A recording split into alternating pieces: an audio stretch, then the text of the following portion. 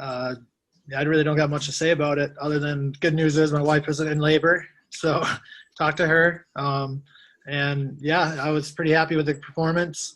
Might have got a little excited in the first round. I was trying to go for that finish again and wasted a little bit in the gas tank, but it was the fight really couldn't have gone any better than I planned. Ate some of his best shots and was able to, return some strikes and, wasn't too much of my old wall install, as people like to say. I still went out in the open and kind of struck with them and just kind of finding my groove.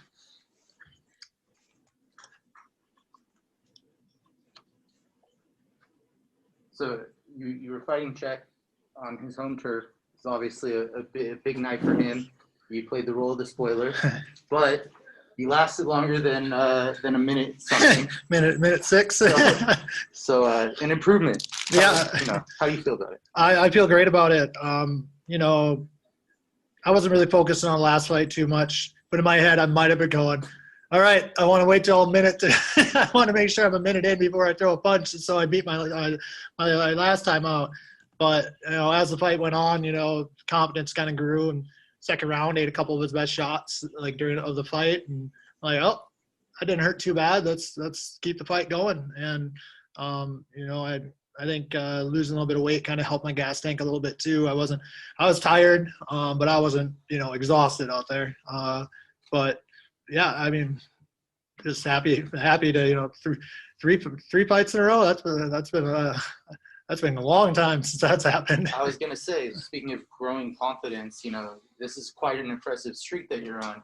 I believe, were you an underdog in all three? Oh, I'm always underdog. So. Tyrell, I was like a 6-1 or 8-1 underdog, and with Mitrione, I think I was 3-1, and with Cheick, I was a 2-1. So I like being underdog, and I like proving people wrong. People got in their head that I'm not a very good fighter, and I just love proving them wrong.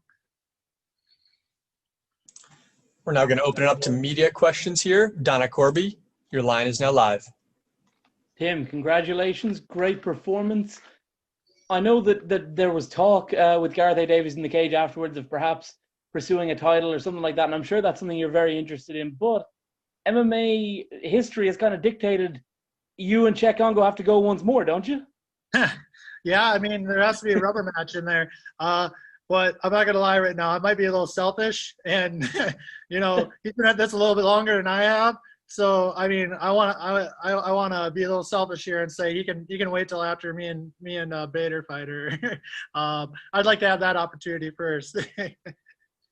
It's safe to say after the Vadim Nemkov fight, there was maybe obviously Ryan Bader's going to have to go up and defend his title. Maybe a couple of those shots you landed tonight would have maybe sent Ryan Bader to sleep. No. There was a couple of solid ones. I know that for sure, and my hand does too. I actually was thinking to myself when I was on top of him, there were a couple of those shots where, I mean, some of the strongest punches I've thrown on my feet are on the ground and right on his jaw. And, I could tell he felt him, but he kept coming up. I was just like, oh man, Cheick's got a jaw like a granite jaw, man.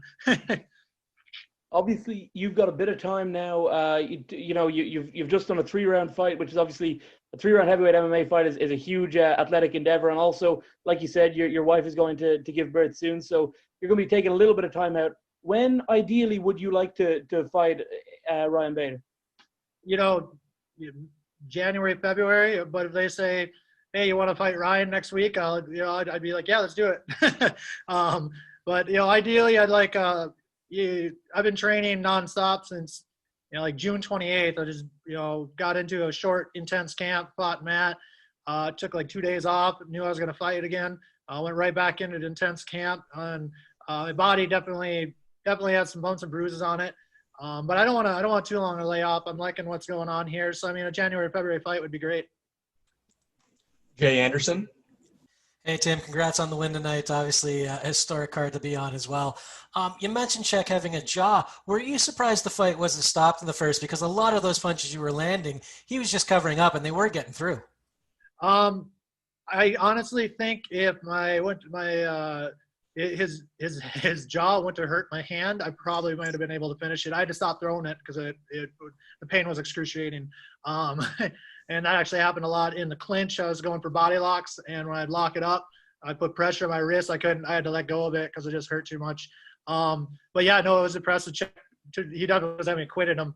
I think that some of those blows would have made Lesserman, just take a couple more punches and finish the fight there.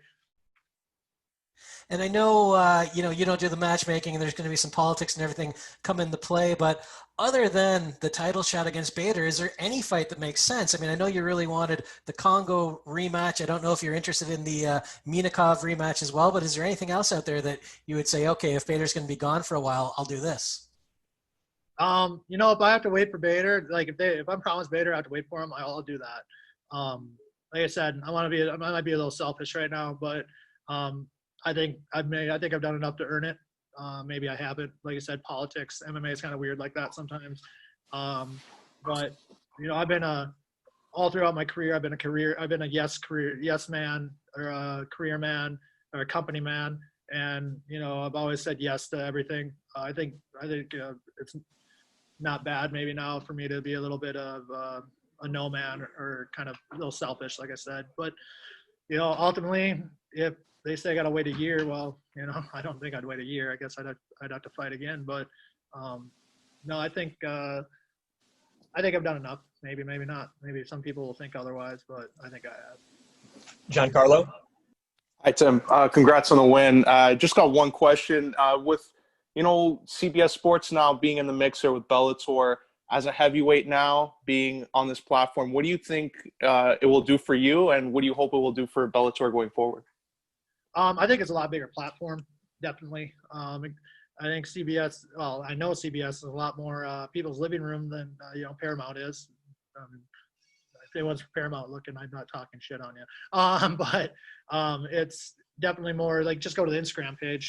CBS has, 300,000 more people following them than Paramount did. And it just opens up the sport to more eyes. And the more eyes that are on the sport, the more fans you get, the more popular and everything. Hey, Tim. Kevin? Oh, sorry. Hey, Tim, congrats on the win. You're on a streak now. You just beat the guy that challenged Bader for the last shot at the heavyweight championship. Getting the rematch and getting the second fight under your belt, how do you feel forward looking at possibly future opponents, or matching yourself up against the champ? I think the proof is in the pudding. That first, just to see how far along I came that first fight to this fight, I think it's a night you can tell the difference in me as a fighter, confidence in my striking, confidence in my overall game. And yeah, I'm definitely not afraid. I'm, ready to spoil odds makers night again with Bader, because I'm sure I'd be, if we line that up, I'd be probably a 5-1 underdog, and I like the sound of that. We'll take a few more here. Luis? Hi. First, congratulations for your win. And were you surprised by the judge's split decision? Nope, I'm not surprised. Like I said in the in-cage interview, I honestly could have saw the fight going either way. When you have close fights like that, I knew that first round and in the second round, me and my corners, after the second round we got over there, they were like, that was a pretty close round, which any fighter knows when a corner tells you that's a nice way of them telling you that you lost that round. And, third round went back and forth, and I wouldn't have been surprised how it went. I wouldn't have been super disappointed if they gave him the nod. I knew it was a close fight, and, ultimately I probably could have done a little bit more, but I felt like I did enough to win. How does it feel to be fighting in the away team in this huge event? And like I said, I kind of like the underdog or the bad guy kind of role. It was a great experience. The crowd here, even though it was, they had a limited amount of crowd, the crowd was digging it. I was digging the crowd. They were a very educated crowd, and they were cheering and not booing. They didn't get anxious, and after the fight, they didn't boo me, which I appreciate. Thanks, France. And yeah, I'm just happy it was nice to fight in front of a crowd again, that's for sure. Our final question comes from Lenny March. Go ahead, Lenny. Yeah, just one from me today, Tim. I want you to get home as quick as possible back to your wife. You know, I hope she has a good labor. Yeah, I talked to her right. I just called her in the hallway before I came in here to make sure she wasn't in labor. She said she isn't, so we're good to go so far. That's good. That's perfect. My question is, 2020 has been a year to forget for everyone, but on the other hand, it's been perfect for you. 3-0 in 2020. Could it get any better for you? I just hope I have a healthy baby girl born, and that'll be the pudding or the cherry on top. Yeah. Well, congratulations on an impressive performance tonight. Thank you.